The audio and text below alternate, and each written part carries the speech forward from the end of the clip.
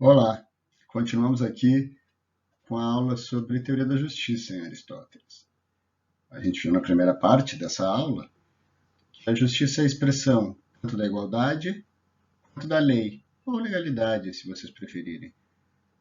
A igualdade ela é transformada por Aristóteles, enquanto classificação da justiça, na justiça particular, que se subdivide conforme os tipos de igualdade. A igualdade aritmética, presente nas trocas, é expressa na justiça comutativa. A igualdade geométrica, uma igualdade de proporções, então, ela é típica da justiça distributiva, presente nas distribuições da nossa sociedade.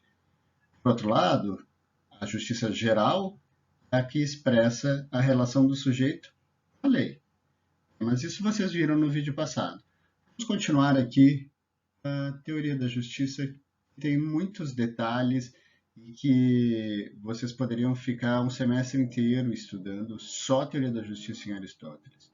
O livro quinto da Ética Nicômaco, também as partes da retórica, da Ética Eudemo, da Magna Moralia e de outros livros em que ele fala de justiça, poderiam ser fontes para uma vida inteira de estudos, talvez. Como a gente falou na aula passada sobre aquilo que eu chamo de forma da justiça. Vamos dar continuidade com o âmbito da justiça. Não são expressões que estão nos títulos do livro quinto da Ética Nicômaco, mas eu acho que são bem úteis para entender mais ou menos quais são os tópicos que Aristóteles aborda sobre justiça. Este segundo tópico, então, continuando o primeiro tópico, forma da justiça, esse segundo tópico, o âmbito da justiça, muitas vezes ele é deixado de lado nos comentadores ou naqueles que ensinam Aristóteles, que se considera muitas vezes que poderia ser útil essa subdivisão da justiça no século IV a.C., mas não tem utilidade nenhuma nos dias de hoje. Eu acho que ela tem, e que é importante saber. Vamos entender. Aristóteles subdivide a justiça em dois âmbitos, o âmbito público e o âmbito privado. No âmbito público, naquele que os cidadãos são livres, que têm igualdade entre si, opera a justiça política, que é a justiça como a gente normalmente pensa. A justiça, enquanto expressão da igualdade e da lei, ela é aplicada mormente em relação àqueles que estão no âmbito da lei, enquanto sujeitos livres, e que são iguais entre si. E por isso nós vamos preservar essa igualdade com a justiça. Aí teria um outro âmbito no qual os sujeitos ou não são livres ou não são iguais.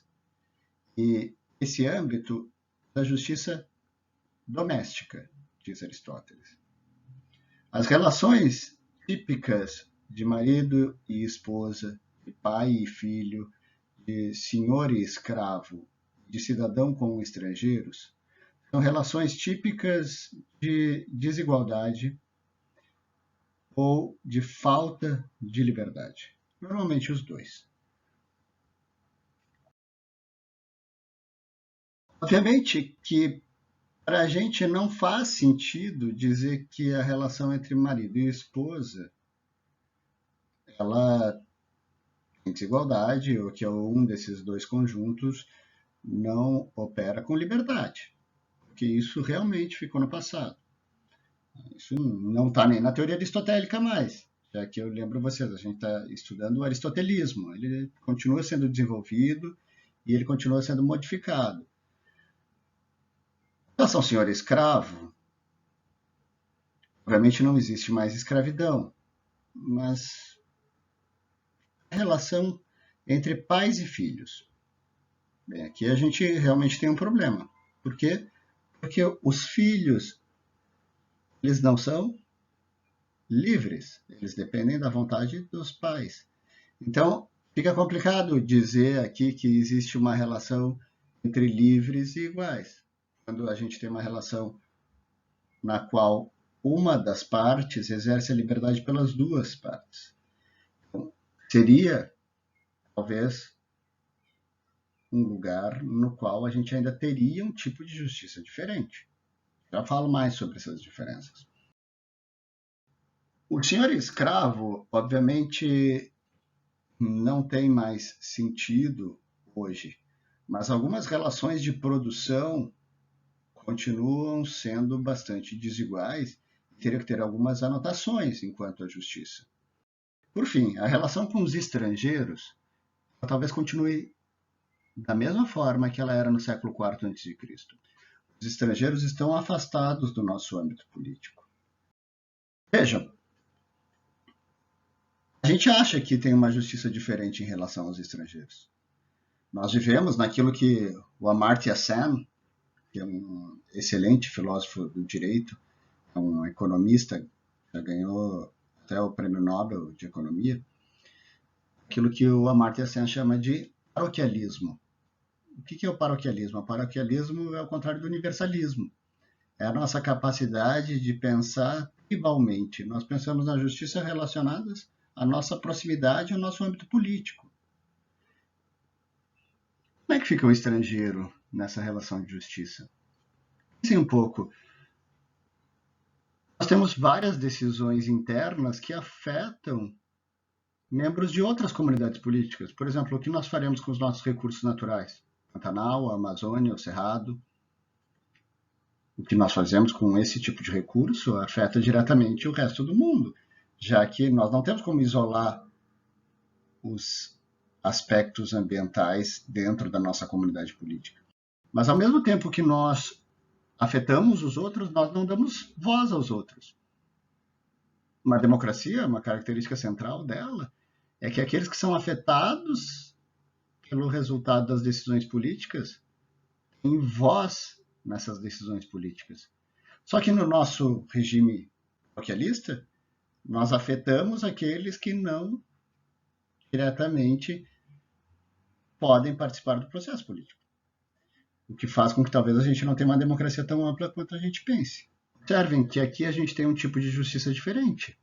Quando a gente fala em relação ao estrangeiro, a gente não observa as mesmas garantias, as mesmas proteções. Apesar de, obviamente, acreditar que ninguém faça uma leitura rasa do caput do artigo 5º, a relação com o estrangeiro ela é tão diminuída por nós que no caput do artigo 5º diz que são direitos dos brasileiros e dos estrangeiros residentes no país. Aí se elenca um enorme rol sobre direitos e garantias. Obviamente que o STF foi analisar isso e disse, obviamente que não se resume aos nacionais e estrangeiros residentes. Quem está de férias no país, obviamente tem a proteção desses direitos, dessas garantias. Mas a falha na redação, esse ato falho na redação, revela bastante do nosso pensamento em relação aos estrangeiros. Então, o que Aristóteles observa é que em alguns âmbitos de relação, principalmente naqueles que têm desigualdade, a justiça tem um entrave. Por quê? Porque a justiça serve para manter a igualdade. As relações desiguais. Muitos aristotélicos, inclusive, falam que não pode ter justiça enquanto tiver uma desigualdade social tão grande. Porque como é que a gente vai manter uma igualdade que não existe? Não sei. Eu acho que aí tem coisas para nós pesquisarmos. Pode parecer Aristóteles é um preconceituoso, dizendo que a justiça se aplica a alguns casos e não se aplica da mesma maneira. Apesar de existir um tipo de justiça proporcional nessas relações, que é a justiça doméstica, não se aplica da mesma maneira. E se Aristóteles era preconceituoso, nós também o somos. Porque nós ainda fazemos diferenciações excludentes dentro do âmbito da justiça. E aí talvez o Aristóteles nos aponte algumas respostas. E o aristotelismo, inclusive, aponte respostas de como superar essas dificuldades dessas relações que carecem ou de liberdade ou de igualdade. Outra discussão extremamente relevante sobre a justiça é sobre a proveniência dela. Se a justiça deriva de uma fonte natural, e nós chamamos essa justiça de justiça natural, se expressa de uma determinada maneira. Enquanto se a justiça provém da vontade dos indivíduos, ela vai se expressar de uma outra forma. Aristóteles chama isso de justiça por convenção. É complicado a gente estudar em Aristóteles, porque o texto, como eu falei para vocês, que nós temos de Aristóteles, ele não é o texto acabado, não é o texto destinado ao público externo. Então ali tem muitas incompletudes, contradições e obscuridades. Entretanto, mesmo assim, Aristóteles foi o cara que sistematizou essa discussão. É uma discussão que se inicia entre Sócrates e os sofistas e continua na Academia de Platão. Chega em Aristóteles, mas Aristóteles, como vocês lembram, é um grande sistematizador. E foi ele que nos legou a forma que nós discutimos essa origem da justiça e as suas expressões. Entretanto, o texto de Aristóteles vai ter inúmeras referências um pouco ambíguas, confusas e obscuras. Vai ficar o aristotelismo posterior essa clarificação. Entretanto, a gente não pode deixar de conhecer, inclusive aqueles que vão refutar o Aristóteles, como Kelsen, por exemplo, eles vão se utilizar dessa nomenclatura, dessa sistematização aristotélica. Então, Aristóteles, em pelo menos duas grandes obras, na Ética Nicômaco e na Retórica, ele se refere, em alguns momentos, ao aspecto da justiça, enquanto suas fontes da própria natureza, e outras horas ele expressa uma preocupação enquanto a lei, ou o direito de forma geral, que é diferente em cada lugar, e aquela lei que tem em todos os lugares, que a gente consegue observar em qualquer lugar diferente, como a interdição ou o homicídio, por exemplo. Mas ele discute lugares diferentes e ele acaba interpolando essas duas discussões. Por um lado, nós temos uma discussão sobre aquilo que o direito protege em todos os lugares, que Aristóteles chama de lei comum, em oposição àquilo que é diferente em cada lugar, que Aristóteles chama de lei particular. E, por outro lado, então, nós temos uma justiça que é própria da natureza humana, que se opõe a uma justiça, mas que também é justiça, que deriva da vontade humana. Não é porque alguma coisa foi convencionada que depois a gente não pode seguir ela. Tanto que Aristóteles já nos falou anteriormente que existe uma justiça da igualdade, aquela justiça natural, da igualdade natural das coisas, e existe uma justiça proveniente da legalidade. Ou seja, ele já está nos dando as pistas quando ele fala sobre as formas da justiça, sobre essas fontes da justiça. Mas vamos guardar isso aqui e nós voltaremos.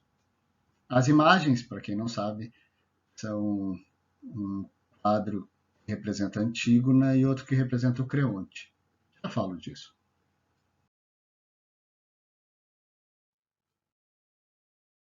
Eu falei para vocês, então, que Aristóteles discute tanto na Ética Nicômaco quanto na Retórica a questão da justiça natural.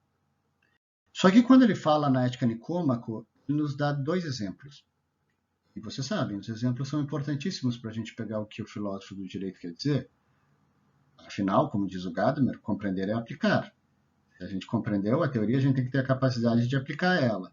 A gente tem que ter a capacidade de entender ela a partir de exemplos. Não significa que o exemplo se confunde com o conceito, mas que a gente tem que ver o conceito nos exemplos e conseguir fazer o caminho inverso, a gente precisa. E Aristóteles nos dá dois exemplos na Ética Nicômaco. Por um lado, ele diz o seguinte: é natural escrever com a mão direita. Entretanto, nós podemos exercitar a mão esquerda. Algumas pessoas têm por natureza a mão esquerda como mão dominante. Algo assim, parafraseando Aristóteles. O que significa, então, que o direito natural é, a partir desse exemplo? Não sei. Na verdade, a maior parte do aristotelismo não sabe. Alguns se aventuraram. O próprio Gadamer, que eu recém citei, ele acha que tem a ver com a possibilidade do exercício, do aprendizado da escrita com a mão esquerda naqueles que são destros por natureza, e que isso representa que nós assumimos a nossa própria natureza, nós podemos então discutir a nossa natureza, exercitar a nossa natureza, inclusive modificar a nossa natureza. Uma explicação possível, não é nem de perto a mais consensual. O fato é que esse exemplo é obscuro, talvez Aristóteles só queira dizer que, no mais das vezes, algumas coisas se expressam como naturais, mas não necessariamente elas são assim. O outro exemplo dele é o seguinte: ele diz que quem planta uva tem uma medida diferente da uva, obviamente, peso da uva, do que aqueles que não plantam uva. O que ele quer dizer é que quem trabalha com plantação de uva e vai vender uva no atacado vai usar uma medida diferente daquele que vai vender uva no varejo. Obviamente que um exportador de uvas pesa em toneladas, enquanto o feirante, que está preocupado com o público final, vende em quilos. Afinal, o público final não vai comprar em toneladas. O que Aristóteles quer dizer com isso? Ele diz o seguinte: a natureza daqueles que medem a uva e quando plantam é uma, a natureza daqueles que consomem é outra. O que ele está relacionando aqui provavelmente é a nossa natureza se expressa no nosso modo de vida. Os modos de vida que ele já falava, da implicação deles na ética lá atrás, quando a gente falou sobre virtude, lembram? Bem, aqui ele também está preocupado. Existe uma certa natureza humana em formas de vida. Nós expressamos e nos apropriamos de diferentes naturezas humanas em determinados modos de vida. Entretanto, ainda está confuso, ainda está obscuro, e eu não sei o que ele quis dizer por direito natural. Mas lá na retórica, talvez ele nos socorra. Se nós passarmos da ética nicômaco para a retórica, a gente tem outros exemplos que talvez sejam mais ilustrativos, então. Coloquei aqui o texto desses exemplos por duas razões. A primeira é que eu quero ver esses exemplos com vocês para ilustrar o direito natural. A segunda é que eu quero abrir um parênteses nessa explicação sobre o direito natural, explicar um detalhe importante para aqueles que forem se utilizar tanto do texto de Aristóteles quanto dos textos de Platão ou dos textos de grandes autores. Se vocês observarem, ali embaixo eu fiz uma referência, ret.1,13,1373b. Essa é a referência de onde está essa passagem na retórica. Só que vocês observaram que eu não citei pelo número de página, como normalmente a gente cita a partir da recomendação da ABNT. Por que eu fiz isso? Já termino o parênteses, mas é um parênteses importante. Porque nós temos milhares de edições diferentes de Aristóteles, de Platão, de Kant. E se vocês fizerem uma citação desses autores, eu provavelmente vou querer conferir, inclusive para ver o que tem na sequência da passagem ou na antecedência da passagem. E para ver se, obviamente, vocês às vezes digitaram certo, essas coisas assim. Quando eu tenho dúvidas sobre uma tradução, etc. Quero checar. Obviamente que a checagem faz parte do método acadêmico. E como nós temos várias edições, a gente usa um sistema diferente de referência. Não é o sistema da ABNT, não é o sistema Chicago. É o sistema Becker. Becker, B-E-K-K-E-R, ele sistematizou alguns grandes autores e suas obras. Bem, reta de retórica. O 1 é porque é o livro 1. Os livros do Aristóteles daí são divididos em vários livros, e isso daí, né? Cada livro é dividido em vários livros. A Ética Nicômaco, por exemplo, é dividida em 10 livros. Isso eu já falei para vocês. Isso não é do Becker ainda. O 13 é o capítulo 13 dentro do livro 1 da retórica. Esses livros de Aristóteles são subdivididos em capítulos. Então a gente já faz essa orientação. e ela não é tão necessária. O que é necessário na citação Becker é aquele finalzinho ali. O Becker, ao organizar as obras completas desses autores, fez isso numa obra única. 1373 é a página da organização do Becker sobre a obra do Aristóteles. B, porque essa edição estava dividida em duas colunas, A e B. Então eu já busco na página 1373, na coluna B do Becker, e quase todas as edições, traduções sérias, têm essas referências nas laterais. Às vezes vocês ainda vão encontrar depois da página e coluna o número da linha. Pode ser 1373B, 15 ou de 15 a 20. Bem, aí vocês já são mais precisos ainda. Bem, aqui a gente fecha o parênteses, vocês aprenderam uma coisa importante sobre referência, sobre método na filosofia. E vamos voltar então para o direito natural. Os exemplos na Ética Nicômaco são bem obscuros. Será que os exemplos da retórica melhoram a nossa interpretação? Tem 3 exemplos na retórica. E é engraçado que daqueles 2 exemplos da Ética Nicômaco, mais os 3 exemplos da retórica, o que foi para a história foi um único exemplo, e eu acho que usar ele de forma única nos atrapalha na interpretação. Esse exemplo é o que eu vou falar agora, que é o primeiro da retórica, sobre Antígona. Vocês devem conhecer, obviamente, a tragédia Antígona, do Sófocles. Lá, o que nos tem descrito é que Antígona, que é sobrinha do rei Creonte, fez seus 2 irmãos entrarem numa guerra civil. Enquanto um dos irmãos pretende invadir Tebas, outro dos seus irmãos vai defender. E quando termina a batalha, os 2 estão mortos. Creonte, o rei, determina que aquele que estou na defesa da cidade seja enterrado com honras. Só que, e aí vem todo o problema da Antígona, Polinices, que atacou a cidade, é deixado sepulto por Creonte. Determina por uma lei que este não possa ter os seus ritos fúnebres. Entretanto, sem esses ritos fúnebres, ele não teria uma passagem para outra vida nessa religião seguida por Antígona e sua família.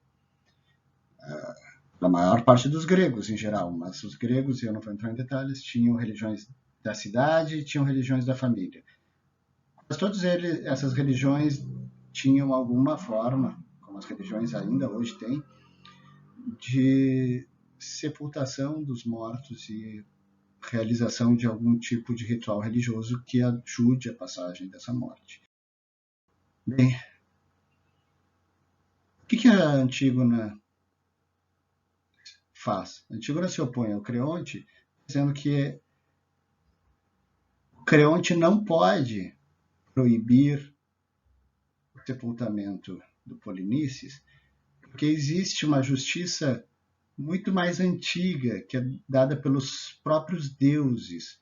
Existe um direito natural, uma justiça natural que existe desde sempre, que sempre vai existir, que faz com que os familiares possam enterrar os seus mortos. Muito foi discutido sobre quem estava certo, Polinices ou Creonte. Tem muita gente que defende Creonte, muita gente séria vai defender Creonte nessa história, por razões de que o Creonte estava defendendo o espaço público, enquanto a Antígona estava defendendo o espaço privado. Mas não nos importa, e Aristóteles não se posiciona aqui quem estava certo. O que ele diz é: Antígona, ela se refere a um direito natural, ela clama por um direito natural. Agora tem outros 2 exemplos que são esquecidos na história da filosofia e talvez nos ajudem a entender o que esse direito natural realmente é. Empédocles, diz Aristóteles, fala que nós não podemos matar aqueles que têm vida, que é injusto matar todo aquele ser vivo, e que isso é uma regra universal. Mas, bem, aqueles que interpretaram que Aristóteles estava defendendo Antígona, será que eles vão interpretar que Aristóteles está defendendo Empédocles também? Está pregando um tipo de veganismo? e a gente não pode se usar de nada que tem vida, porque isso seria injusto. O terceiro exemplo talvez deixe isso mais claro. Alcidamante, diz Aristóteles, fala que ninguém pode ser escravo por natureza. Entretanto, se vocês leram a Política, Aristóteles diz que algumas pessoas são escravas por natureza. Por mais que a gente possa corrigir isso na teoria aristotélica, quando a gente volta para a retórica e lê essa frase, a gente sabe, se Aristóteles está dizendo isso, provavelmente não está defendendo Alcidamante, dizendo que alguém alegou isso. Afinal, na retórica se fala diferentes tipos de argumentação, e aqui ele está falando, a gente pode, na argumentação, invocar um direito natural. E se ele não está defendendo Alcidamante, necessariamente ele não está defendendo Empédocles e também talvez não esteja defendendo Antígona, apesar de que a maior parte de quem citou Aristóteles posteriormente diz Aristóteles defende um direito natural sobre um direito positivo. Não é isso. O que todos esses casos têm em comum? E Joaquim Ritter nos ajuda a interpretar isso. O que todos esses casos têm em comum? Uma certa expressão da igualdade. Se, por um lado, Antígona defende a igualdade entre seus irmãos e entre os cidadãos, todos eles possam ter os seus ritos fúnebres realizados, Empédocles está defendendo que todo aquele que tem todo aquele ser vivo, todo aquele que tem vida, tem que ter a sua vida defendida. E Alcidamante, por fim, está dizendo que todos aqueles que vivem e têm uma determinada natureza igual não podem ser escravizados. E aí a gente volta lá para a primeira discussão, que era quanto à forma da justiça. Aristóteles diz que a justiça pode ser o resultado da igualdade ou pode ser o resultado da lei. Muito parecido com aqui, apesar da maior parte dos comentadores de Aristóteles não falarem isso. É muito parecido. Aqui ele está dizendo que existe uma fonte do direito que se dá, ou da justiça, e o direito, mas que é uma expressão da justiça natural. Existe uma fonte da justiça natural, que é a igualdade, e existe uma outra fonte que é a convenção. A igualdade ela existe em todos os lugares, por isso que a gente tem uma lei comum. Agora, as nossas convenções são diferentes em cada lugar. Por isso que a gente precisa de convenções. Só que aqui, extremamente relevante é entender que, para Aristóteles, tanto esse direito natural quanto o direito positivo, ou seja, tanto a lei comum quanto a lei particular, ou a justiça natural e a justiça por convenção, elas se referem ao justo político. Tudo isso está no âmbito da política. Tanto o direito natural está no âmbito da política, quanto o direito positivo está no âmbito da política. Então, o direito político ele é a expressão tanto do direito natural quanto do direito por convenção. E todas as nossas leis têm coisas que decorrem da natureza e tem coisas que decorrem da convenção. Mesmo regras que parecem só convencionadas, como, por exemplo, dirigir pela direita ou pela esquerda. Dirigir pela direita ou pela esquerda são convenções, puro e simples resultado da vontade. Entretanto, a ideia de que a gente precisa ter ordem, que a gente precisa ter segurança, que a gente precisa proteger a vida e que estão expressas nessas decisões do trânsito, elas obviamente decorrem de uma ideia de igualdade, igualdade que vai nos levar a proteger a vida, que vai nos levar a proteger a ordem de todos, que vai nos levar a proteger a segurança e assim por diante. As regras que nos parecem só expressão de justiça natural, como por exemplo a vedação de homicídio, obviamente que elas são resultado de uma lei comum. Todos os lugares, todos os povos vão ter um tipo de vedação de homicídio. Mas como a gente vai regulamentar isso? Como a gente vai regulamentar, por exemplo, a pena?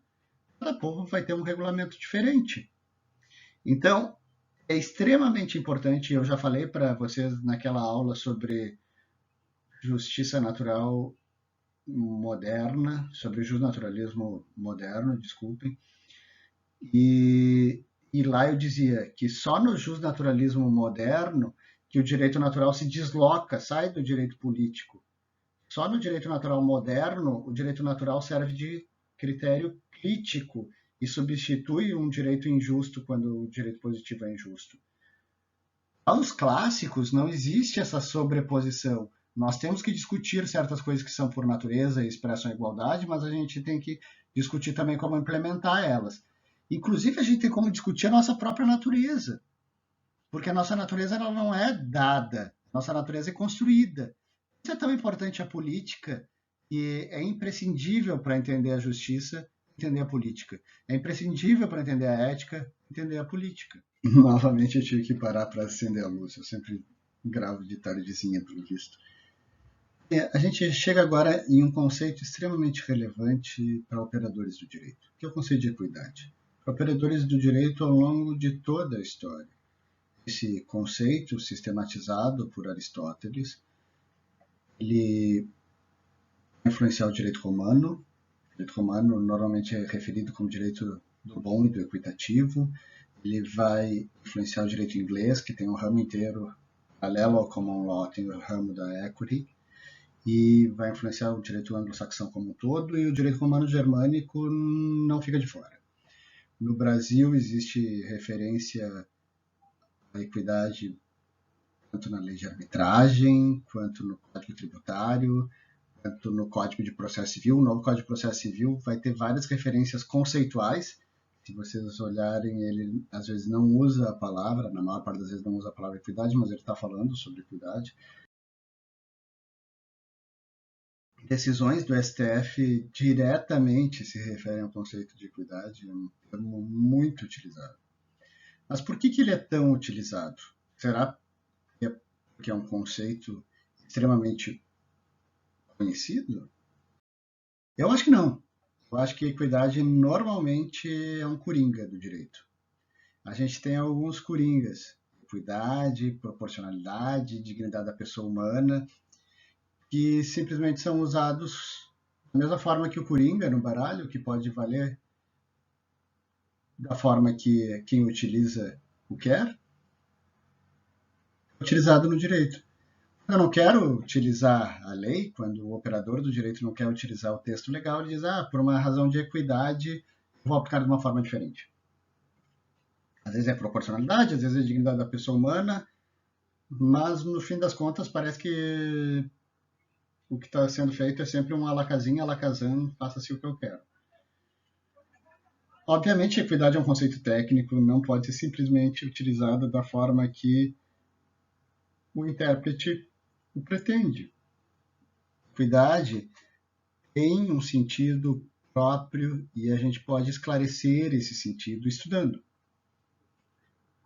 Será que fica tão claro em Aristóteles? Aristóteles é o sistematizador e é o grande influenciador, e ele vai dar as balizas pelas quais a gente usa a equidade.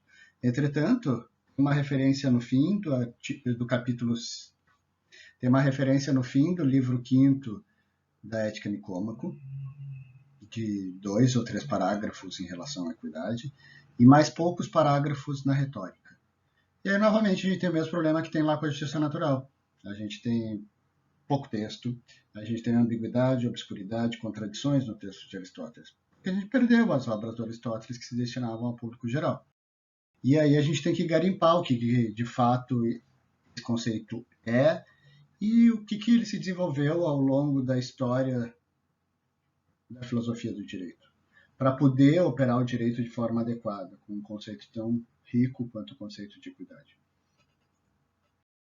Normalmente, quando alguém se refere à equidade, vai falar a seguinte expressão: equidade é a justiça no caso concreto.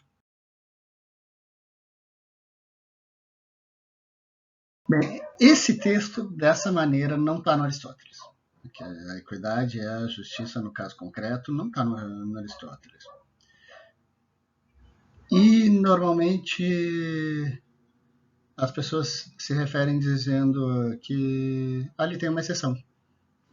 Nesse caso concreto, pelas particularidades do caso, diante da gente estar numa exceção, eu vou fazer o que eu bem entendo. Normalmente é isso que os operadores do direito fazem quando aplicam a equidade. Mas vamos ver o que o Aristóteles de fato diz e o que esse conceito de fato pode nos legar. Primeiro, é importante saber que existem duas fontes ao termo grego epieikeia. Aristóteles, ao sistematizar a epieikeia, ele está se utilizando, por um lado, das fontes culturais gregas, que falam sobre uma certa maneira branda de aplicar a lei. Nas tragédias, nas obras, se vocês observarem, Heráclito e vários outros autores falam sobre epieikeis e epiikeia, que é a pessoa equitativa, aquilo que é equitativo e a situação de equidade. E normalmente se referem a isso dizendo o seguinte: o resultado da aplicação da lei é mais duro do que a própria lei, a gente tem que saber suavizar a lei, a gente tem que usar a lei de uma forma branda para manter as relações entre as partes. De forma geral, é isso que ele quer discutir. Tem uma outra fonte aristotélica, que é o próprio Platão. Platão, principalmente na obra O Político, discute sobre o problema da generalidade das leis. As leis, elas são gerais, só que os casos sempre são específicos. Existe um hiato, existe um abismo, muitas vezes, entre a generalidade da formulação da lei e o caso concreto. E isso faz com que, na aplicação da lei, eu tenha que suprir esse gap que existe entre a particularidade e a generalidade. Muitas vezes isso faz com que eu tenha que dar conta das exceções, que eu tenha que dar conta da tipificação, que eu tenha que dar conta de outros problemas típicos do intérprete. O exemplo central que Aristóteles nos dá, e normalmente quando alguém cita algum exemplo é esse, sobre equidade, é o seguinte: existia uma lei em Atenas que dizia que se eu ferir alguém com ferro, eu tenho que ter uma pena. Aristóteles não esclarece exatamente que pena é essa, mas parece que é uma pena bastante dura. Entretanto, alguém está com um anel de ferro. Aqui tem uma observação importante, que muitas vezes não é dada quando nos comentam essa passagem. O termo grego sideros se refere tanto a ferro, da onde vem siderurgia, quanto a arma. Afinal, todas as armas, praticamente, eram de ferro ou de metal. Na verdade, um anel que é feito de metal não é uma arma. Então, se eu dei um soco em alguém com um anel de ferro e feri o rosto dessa pessoa, eu não posso ser enquadrado naquela lei que determinava uma punição a quem ferisse o outro com arma. Uma faca, com uma lança, com uma espada. O Aristóteles está discutindo aqui esse problema do Platão.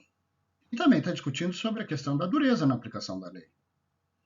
Vamos ver as passagens que Aristóteles se refere.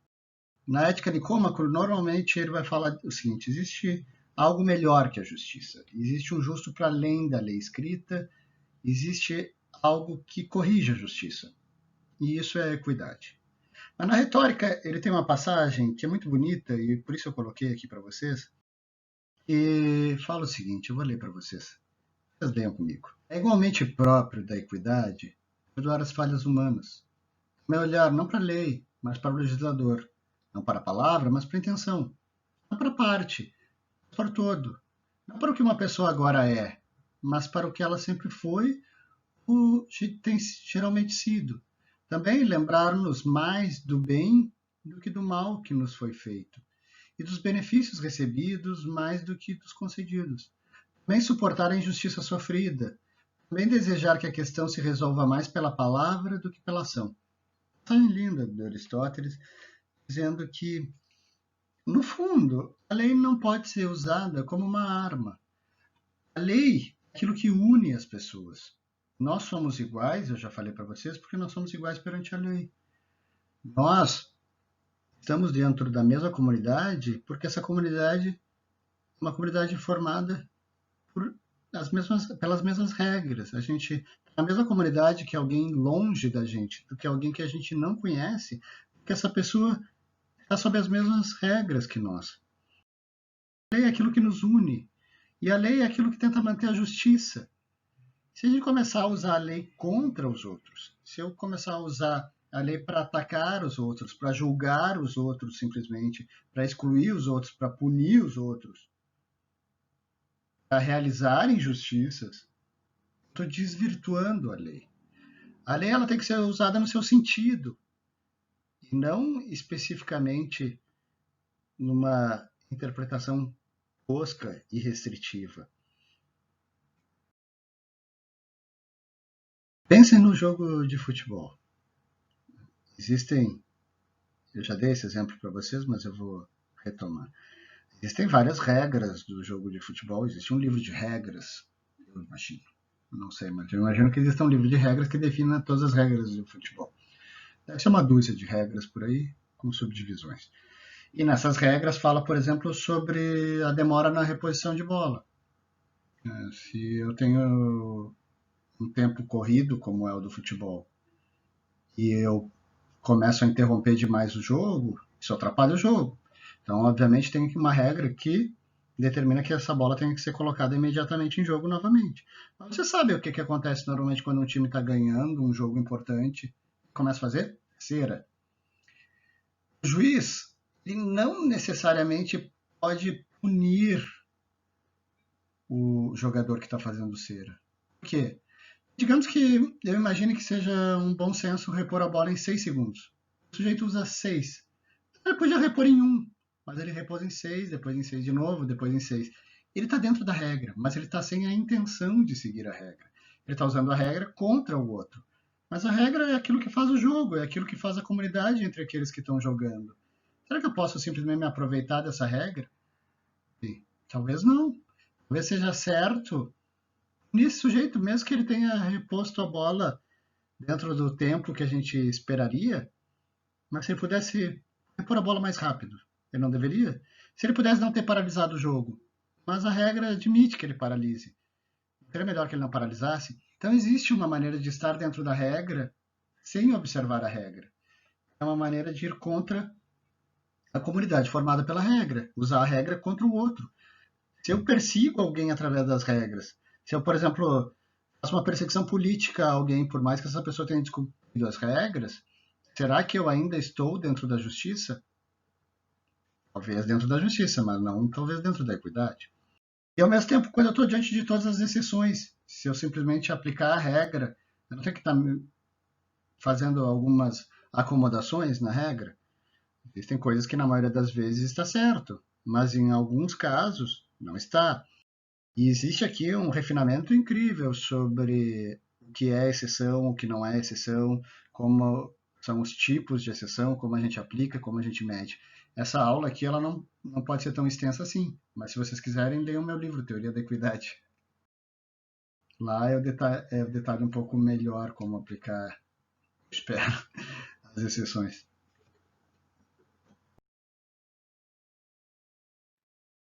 E aqui nós chegamos na última parte da nossa aula sobre justiça. Para falar de uma relação que na história da filosofia se perdeu. O termo grego filia ele é extremamente relevante dentro da obra de Aristóteles. Ele tem um livro dedicado na Ética Nicômaco à Justiça, o livro quinto, e dois livros, o oitavo e o nono, dedicados à amizade. E essa discussão entre justiça e amizade, ela vai ter uma influência enorme ao longo dos séculos da discussão da filosofia. Mas na modernidade, Bobbio fala, a gente perdeu o aspecto da discussão política sobre a amizade. Normalmente nos textos políticos é traduzido por concórdia. Lembrando, filia aqui é um termo bastante amplo. Pode significar amizade, pode significar amor, filosofia, vocês já ouviram, tem essa raiz, pode significar concórdia, pode significar uma visão de mundo comum, pode significar inúmeros laços de relação. Dois concidadãos têm filia entre si. Então, duas pessoas que têm os mesmos valores têm filia entre si. Então, é amizade aqui num sentido bem amplo. No medievo, mas aqui não vai usar o termo caritas. caridade, para traduzir filia. Muitas vezes, nos termos atuais da discussão de filosofia, se usa o termo solidariedade. Muitas vezes vocês já ouviram, inclusive na linguagem da discussão comum do direito, a expressão solidariedade. A expressão concórdia também é uma expressão bastante utilizada para traduzir os conceitos de amizade no âmbito político para a filosofia do direito. Essa relação, diz o Bobbio, então, se perdeu. A gente começou a traduzir tudo em termos de justiça. Isso provavelmente é resultado do problema do individualismo. Problema aqui num sentido amplo, no sentido técnico, não no sentido de que isso é um problema para nós. Mas bem, qual a diferença entre justiça e amizade? Tem uma discussão no medievo muito interessante, teológica, uma discussão teológica, que Santo Anselmo discute bastante, é esse paradoxo da natureza de Deus. Será que Deus ele vai se utilizar de justiça, sendo ele infinitamente justo? Ou será que ele vai se utilizar da caridade, caritas, tradução latina de filia, sendo ele infinitamente caridoso? Isso ficou conhecido na história da filosofia como o paradoxo de Santo Anselmo. Mas por que é paradoxal que Deus seja extremamente caridoso ou Deus seja extremamente justo? Porque se ele for extremamente justo, ele vai dar a cada um o que é devido. E, obviamente, vocês sabem, somos todos pecadores. O que é devido aos pecadores é a danação eterna. Agora, amizade significa dar mais do que o devido. E se Deus, então, é extremamente caridoso, ele vai nos dar os céus. Ele vai nos dar a salvação eterna. Não que a gente mereça, mas a amizade significa dar sempre o melhor para cada um. É paradoxal. Santo Anselmo fica no paradoxo, diz, nós nunca vamos resolver isso, é um paradoxo, e ele sabe porque ele é Deus. Mas será que existe uma relação possível entre justiça e amizade? A amizade significa me dedicar aos outros, significa querer o melhor para os outros, ver no outro um outro eu. Justiça significa as relações de dívida, as relações de dar a cada um o que é devido. E muitas vezes o que é devido não é uma coisa positiva. Por exemplo, se alguém cometeu um crime, eu posso julgar ele com justiça, e a justiça o que é? A pena. Posso simplesmente comutar essa pena com perdão. O perdão é típico da amizade, não é típico da justiça. A justiça não perdoa. É a amizade que perdoa. Aí tem alguns aspectos da filosofia política que mostram isso de forma excelente. Por exemplo, nós, quando fizemos a transição da ditadura civil-militar para a abertura democrática, em 79 fizemos a lei de anistia. E a lei de anistia deu inúmeros problemas, porque como é que foi a lei de anistia? Foi a anistia geral e restrita. Todo mundo que cometeu crimes, não importa o lado que tivesse, durante a ditadura, inclusive seus crimes conexos, crimes comuns conexos, também foram perdoados. Simplesmente foram anistiados. E a gente abriu mão completamente da justiça. Qual é a discussão política? A gente abre mão da justiça pela amizade. Se a gente não tiver perdão, a Hannah Arendt trabalha muito isso. Sem o perdão não tem política. Se a gente não tiver a capacidade de perdoar, deixar para trás certas coisas e agora decidir viver em conjunto, esquecendo o passado, abrindo mão da justiça, não tem política. Política é um ato de perdão. E é por isso que, se vocês olharem as narrativas dos mitos de fundação das cidades antigas, como por exemplo Roma, Egito, Esparta e várias outras, normalmente tem um fratricídio que inaugura essa comunidade política. Mesmo Caim e Abel. Caim mata Abel, e depois sabem o que ele faz, se vocês continuarem lendo o Gênesis? Depois Caim funda a primeira cidade. Exatamente. Ele inaugura a política. Normalmente quem inaugura a política é um fratricida, alguém que matou seu próprio irmão. Muita, muito estudo sobre isso, que é bem interessante, eu recomendo que vocês leiam, sobre como é importante nós estarmos com a mesma culpa e vivermos o mesmo perdão para fundar uma comunidade política. Mas bem, eu dizia para vocês que a lei de anistia fez um determinado modelo em relação à nossa abertura política. Na África do Sul, tem um vídeo no YouTube, inclusive, da Martha Nussbaum, que é uma das autoras que eu indiquei para vocês, que fala sobre a transição política na África do Sul. Ela fala sobre equidade e justiça na África do Sul, se eu não me engano. Ali naquela transição comandada pelo Mandela, o que se fez? Foi diferente. Todo mundo que tinha cometido crime e pertencia ao regime do apartheid na África do Sul teve que confessar os seus crimes e pedir perdão. Não foram esquecidos. Primeiro, eles assumiram que eles cometeram. Não tem nenhum risco de futuramente alguém dizer esses crimes não foram cometidos, esses atos de tortura, etc, etc, não foram cometidos. Eles foram e, inclusive, quem os fez, assumiu. Eles tiveram que pedir perdão. Aí sim foi operada a anistia para aqueles sujeitos. Um outro modo, muito mais rebuscado do que o nosso modo de transição que foi presente na África do Sul, porque soube realizar isso que a gente pode chamar hoje de justiça de transição ou justiça restaurativa. A justiça restaurativa nada mais é do que o perdão, a ideia de que a amizade vale mais do que a justiça. Em alguns momentos vale a pena abrir mão da justiça em razão desse outro conceito, que é o conceito de amizade. O que a gente vive hoje é o exato oposto. Tudo se resolve pela justiça. Eu não consigo mais resolver em nenhum âmbito os problemas que poderiam estar excluídos da justiça em outros momentos na história. Eles são levados à justiça e são traduzidos em termos de justiça. Nós, do direito, somos responsáveis por acabar judicializando tudo na nossa sociedade. Coisas que poderiam ser resolvidas de forma restaurativa, talvez fossem melhor resolvidas que a própria justiça. Justiça restaurativa, na verdade, é um termo impreciso, porque ali a gente está operando um outro conceito, não de justiça, mas o conceito de filia.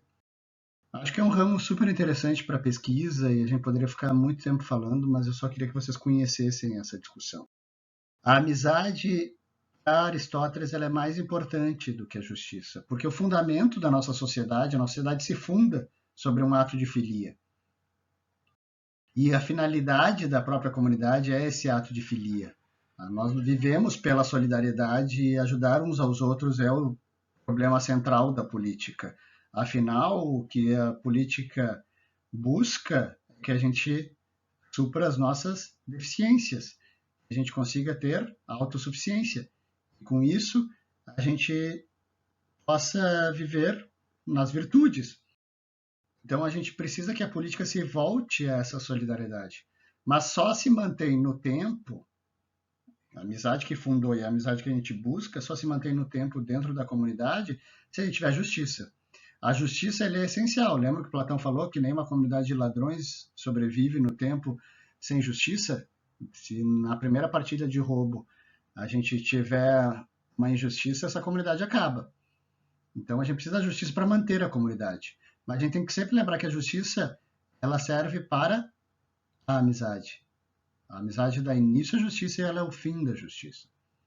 Bem, aqui a gente termina essa aula sobre justiça em Aristóteles. Lá para frente, lá no fim de semestre, eu vou dar uma aula sobre política em Aristóteles, vai ficar um vídeo, mas agora eu já vou partir para o Kant, e a gente possa tornar o semestre mais dinâmico. Mas quem tiver interesse, lá pela aula 20 e poucos, eu vou falar sobre política em Aristóteles. Abraço!